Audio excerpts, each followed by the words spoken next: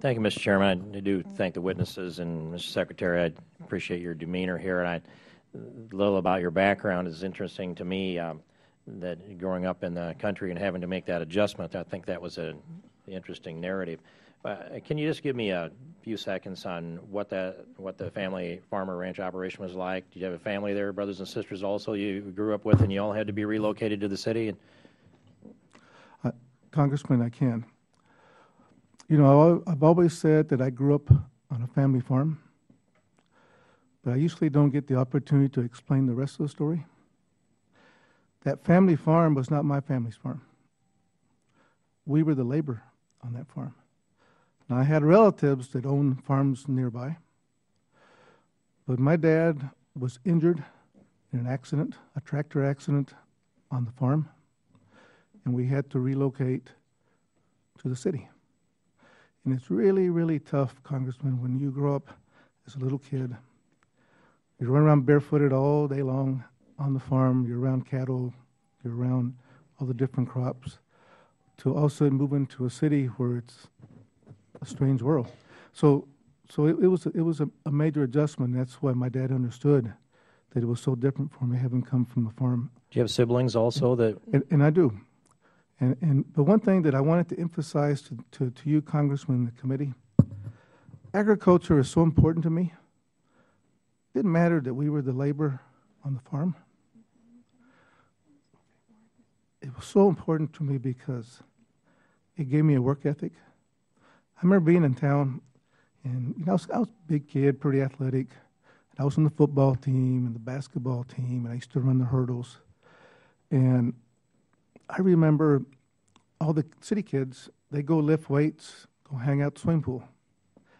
I go back to the farm and harvest onions all summer, harvest chili peppers all summer.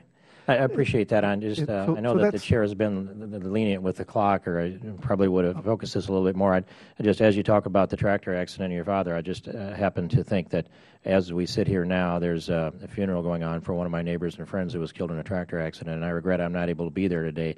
Those things do happen on the farm. It's a dangerous place to work, and I'm interested in that background because it informs you in the job that you do, and I normally don't ask those kind of questions either. But I noticed that in both your testimony and that of Mr. Christian, the word fairness comes up over and over again. I mean, the effort in this GIPSA rule is to provide fairness.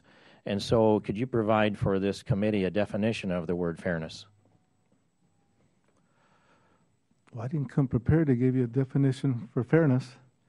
But if that's the motivator for this rule, that should be something that's pretty clear. And I can give you my perspective, not an official definition, but my perspective is that in any type of transaction, there's two sides. And I just feel that fairness is where both sides are treated fairly. Okay, but you grew up on a farm with parents and siblings and all of you working together. Did you ever hear any of them say, that's not fair? And that was... Absolutely not. You're right. Absolutely. And so does anyone that grew up in a family with 2 or more kids understand that there's no such thing as fair in a family like that? Well, again, fairness from what perspective? Well, and that's right, and that is my point.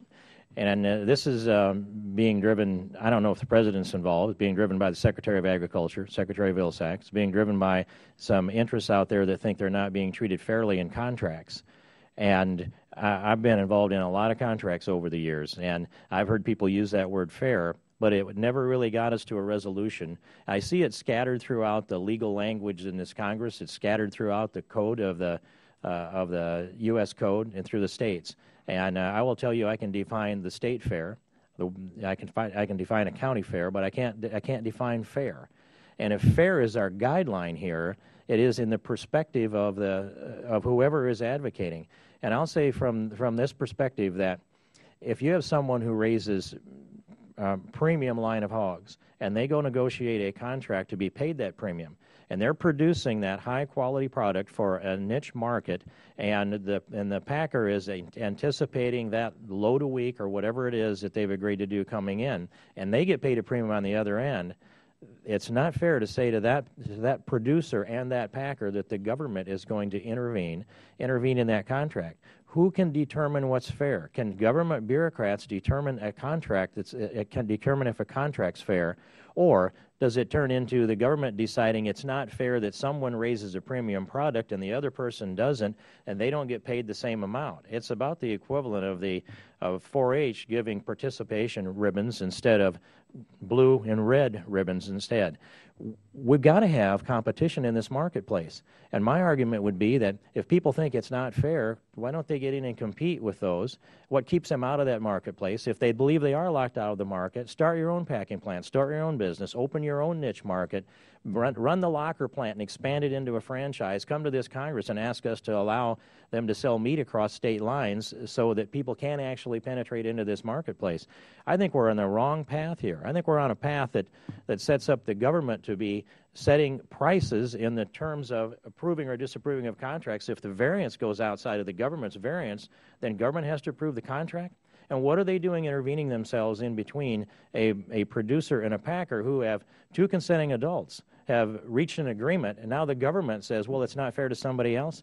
I can tell you that as a young man, I delivered hogs to the packing plant for a fellow that I worked for, and there might be a 300-pounder in there, there might be a 160-pounder in there, and a 220-pounder in there, in a pickup with a stock rack, waiting in line with pot trailers where every hog was uniform size and weight and easy for the packer to handle. Now, don't we know that even if I had one hog in that pickup truck that was the same profile, I'll call it, of all those hogs on that pot trailer, is that hog worth as much to the packer as the whole pack load, or the whole truckload?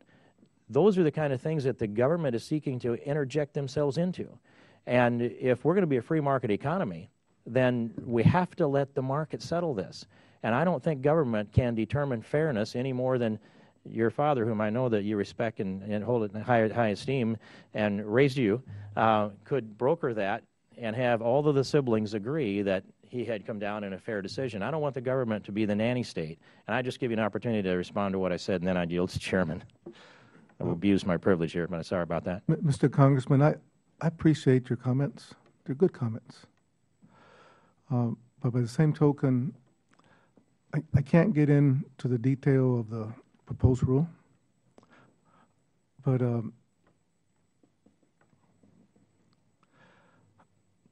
lost my train of thought. But anyway, those are good comments, and I appreciate this. And I've had similar conversations with producers throughout the country. But I just feel that we still need to let this process continue, because we have to respect all those comments that came in. And there's comments similar to the concerns that you just expressed in the comments you just made. And we're going to take those into consideration as we move forward. Now, I'm going to ask if my partner here, or Deputy Administrator Christian, would like to expand on this. Thank you. Well, Congressman, I think, the issue that you've raised is the question that a lot of people have asked us as well. The Packers and Stockyards Act has included the word unfair practices, since the beginning, and a lot of people have asked, what does that mean? And so I think one of the things that you saw in this proposed rule was to try to provide some clarity as to what an unfair practice is, to help provide that guidance, to the marketplace as to